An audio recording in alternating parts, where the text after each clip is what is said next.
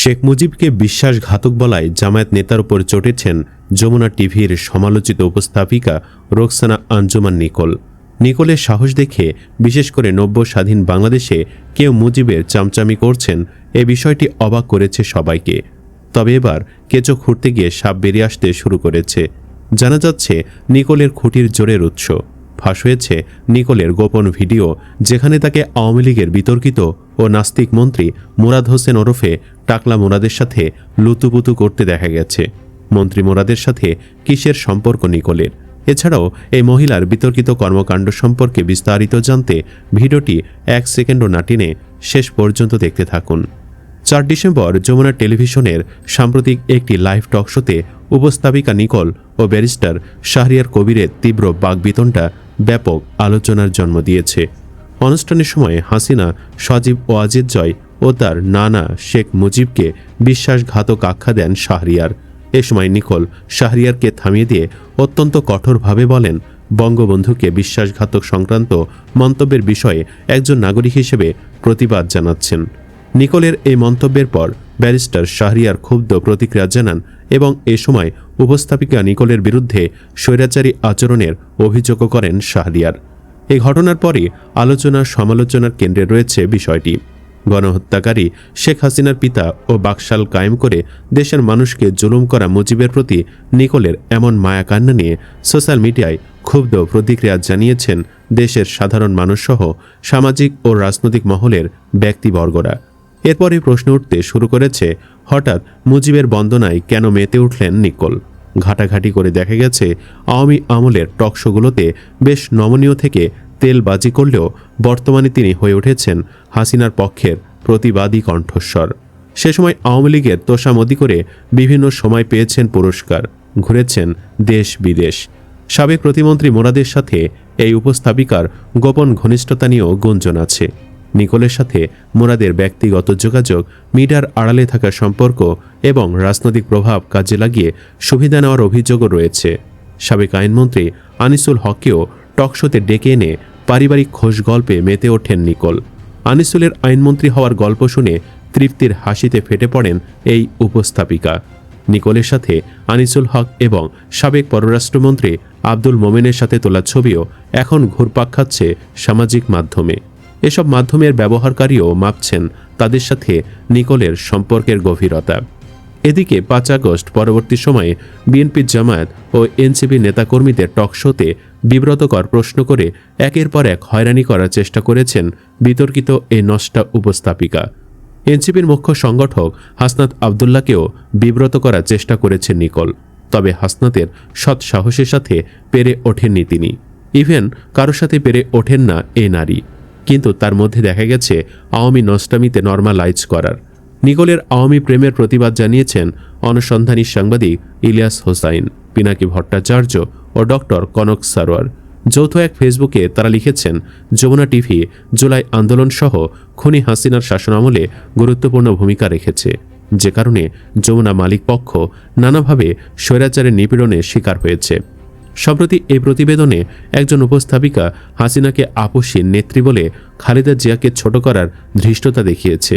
ওই পোস্টে আরও লেখা হয়েছে, নিকোল শুধু খালেদা জিয়াকে ছোট করেনি, একজন খুনির পক্ষে কথা বলেছেন, যে কিনা গুম খুনের সঙ্গে জড়িত। যমুনা কর্তৃপক্ষের কাছে রোকসানা নিকোলের বিরুদ্ধে ব্যবস্থা নেওয়ারও অনুরোধ জানিয়েছেন তিনি।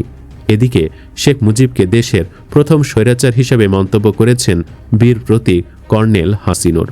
মুজিব 30,000 মুক্তিযোদ্ধাকে শেষ করে দেশজুড়ে গুম খুনের রাজত্ব কায়েম করেন বলেও জানান তিনি। ব্যারিস্টার শাহরিয়ার কবির এক প্রেস ব্রিফিংয়ে সাংবাদিকদের সাথে আলাপকালে বলেন, মুক্তিযুদ্ধ মানে শেখ মুজিব এবং মুজিব মানে মুক্তিযুদ্ধ বাণী আউড়ে বাংলাদেশের ইতিহাস বিকৃত করা হয়েছে। একসময়ের আওয়ামী দালাল ক্ষমতাকে প্রশ্ন করার দোহাই দিয়ে আবারও মেতে উঠেছেন দোসরদের বন্দনায়। দেশজুড়ে বিতর্কে সৃষ্টি করলেও উপস্থাপিকা রোকসানা আঞ্জুমান নিকোলের বিরুদ্ধে এখনও কোনো ব্যবস্থা নেয়নি যমুনা টেলিভিশন কর্তৃপক্ষ। জানা যায়, জুলাই আন্দোলনের সময় আন্দোলনকারীদের পক্ষে কান্না করে দারুণভাবে পরিচিতি পায় উপস্থাপিকা নিকোল। তবে জুলাই আন্দোলনে হাসিনা পালিয়ে যাওয়ার পর থেকে তিনি তার বিভিন্ন অনুষ্ঠানে আওয়ামী লীগের পক্ষে কথা বলে বিতর্কিত হয়েছে। সেই সাথে অন্যান্য রাজনৈতিক ব্যক্তিদেরকে ব্যক্তিগত আক্রমণ করার অভিযোগ রয়েছে তার বিরুদ্ধে। সাধারণ মানুষের ফ্যাসিস্ট আওয়ামী লীগের বিরুদ্ধে তাদের পুঞ্জীভূত ক্ষোভ প্রকাশ করতে থাকে ২৪-এর গণ অভ্যুত্থানের পর। তারই অংশ হিসেবে বিক্ষুব্ধ জনতা ধানমন্ডি ৩২-এ শেখ মুজিবের বাড়ি ভেঙে দেয়। ওই ঘটনাটিকে মব বলে প্রথম প্রচার করা হয় উপস্থাপিকা নিকোলের একটি টক শোতে, যেখানে ভারতীয় গুপ্তচর ও বিএনপি নেত্রী ব্যারিস্টার রুমিন ফারহানা ৩২-এর ঘটনাকে বিভৎস মববাজি দাবি করে এবং আওয়ামী লীগের নিবন্ধন বাতিল হওয়ার ঘটনার প্রতিবাদ করে। এছাড়াও ওই উপস্থাপিকার টকশোতে নিয়মিত আমন্ত্রিত অতিথি হিসেবে দেখা গেছে চিহ্নিত আওয়ামী দোসর ও ভারতীয় এজেন্ট মাসুদ কামালকে। নিয়মিত এসব দোসরদের নিয়ে টকশো করে কৌশলে ফ্যাসিস্ট দলের পক্ষ নেওয়ার অভিযোগ রয়েছে নিকোলের বিরুদ্ধে। উস্কানিমূলক অঙ্গভঙ্গির মাধ্যমে আওয়ামী দোসরদের উস্কে দেওয়ার অভিযোগও রয়েছে তার বিরুদ্ধে। আগামী জাতীয় ত্রয়োদশ নির্বাচন নিয়ে টকশোতে উস্কানিমূলক প্রশ্ন করার মতো গুরুতর অভিযোগ রয়েছে ওই উপস্থাপিকার বিরুদ্ধে। জানা যায়, আওয়ামী লীগ ছাড়া সুষ্ঠু নির্বাচন সম্ভব নয় দাবি করা এবং ফ্যাসিস্ট হাসিনাকে আপসীর নেত্রী দাবি করার অভিযোগ রয়েছে যমুনা টিভির উপস্থাপিকা নিকোলের বিরুদ্ধে। ২৪ পরবর্তী সময়ে হাসিনার পক্ষ নেওয়া এবং আওয়ামী লীগ পুনর্বাসনের সূক্ষ্ম পরিকল্পনা বাস্তবায়নের অভিযোগ তুলে তার বিরুদ্ধে ব্যবস্থা নেওয়ার দাবি জানিয়েছেন বাংলাদেশের সচেতন নাগরিকরা। এদিকে কেউ কেউ দেশের স্বার্থে নিকোলদের মতো নষ্টাদের থামাতে হবে বলে মন্তব্য করেছেন। আহমেদ নামে একজন লিখেছেন, বাংলাদেশের সাংবাদিকতায় চরম বেয়াদবদের আগমন ঘটেছে। পেশাদারিত্ব, বিনয়, ভদ্রতা, নম্রতা বিন্দুমাত্র এদের আচরণে দেখা যায় না। বিগত ১৬ বছরে বিভিন্ন মিডিয়াতে এমন সব দুশ্চরিত্রা, গোয়ার বেয়াদব, দাম্ভিক, অহংকারী স্বভাবের উপস্থাপিকা এবং সাংবাদিকদের রিক্রুট করেছে। আপনারা খবর নিলে দেখবেন এদেরকেও কোনো অভিজাত সম্ভ্রান্ত পরিবার থেকে আসেনি। এদের কথাবার্তায়, পোশাক পরিচ্ছদে, আচরণে দেখবেন চরম উগ্রতা, অমার্জিত আচরণ। কেন এদের কিছু মিডিয়া রিক্রুট করেছে তার একটা উদ্দেশ্য আছে। যেমন মুন্নি সাহা, মাসুদা ভাট্টি, নবনীতা, সোমা নামের এসব সাংবাদিক উপস্থাপিকারা ছিল চরম বিতর্কিত। এদের রাজনৈতিক অবস্থান একই প্ল্যাটফর্মে। বাম, ইসলাম বিরোধী, নষ্টামি এবং আওয়ামী লীগের পক্ষে এরা জনমত দাঁড় করাতো। ভারতের স্বার্থের অনুকূলে কাজ করেছে। এদের বিশেষ অ্যাসাইনমেন্ট দিয়ে মিডিয়াতে আনা হয়েছে এবং এদেরকে বিশেষ ট্রেনিং দেওয়া হয়েছে। দেশের মেধাবী, খ্যাতিমান, দেশপ্রেমিক ব্যক্তিত্ব, আইনজীবী, সাংবাদিক, শিক্ষক, বুদ্ধিজীবী, ইসলামপন্থী এবং ভারত বিরোধী সেন্টিমেন্টে যারা আছে তারা হচ্ছে এই বেয়াদবদের টার্গেট। বিভিন্ন সোশ্যাল ইভেন্টে যেমন টক শো, সেমিনার, সিম্পোজিয়ামে তাদের অপমান করত এসব নারী উপস্থাপিকারা। বেশ কিছু মিডিয়াতে এসব নারী উপস্থাপিকারা এই মিশন নিয়ে কাজ করছে।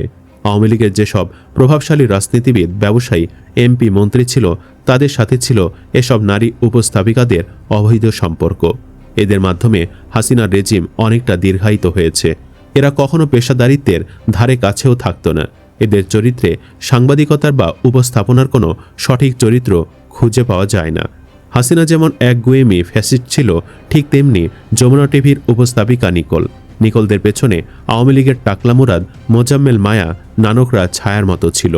ভারতীয় এম্বাসির সাথে ছিল এদের ঘনিষ্ঠ সম্পর্ক। এই নিকোলদের বিরুদ্ধে আমাদের একটা কঠোর অবস্থান নিতে হবে। এদেরকে থামাতে হবে দেশের সার্বভৌমত্বের স্বার্থে।